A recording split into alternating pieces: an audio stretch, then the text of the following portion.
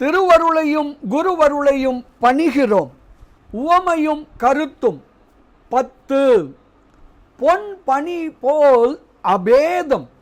இந்த உவமையை சிவப்பிரகாசம் எனும் நூலில் 7வது பாடலில் ஸ்ரீ உமாபதி சிவம் கையாளுகிறார். உவமை என்ன சொல்லுகிறது?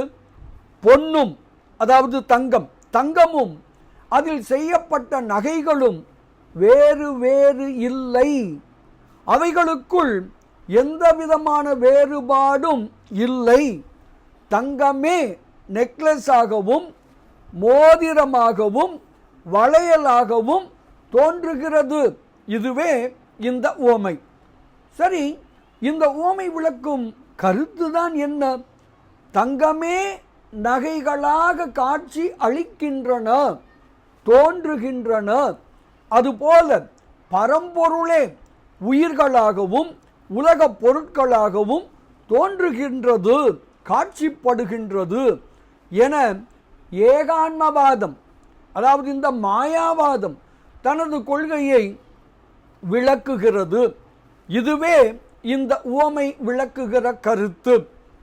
இவர்களது இந்த கருத்தினை சைவம் ஏற்றுக்கொள்வதில்லை என்பதை நினைவில் கொள்ளுங்கள் அன்பர்களே.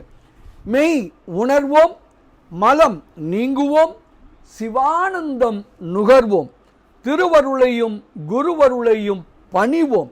சிவாய நம. திருச்சிற்றம்பலம்.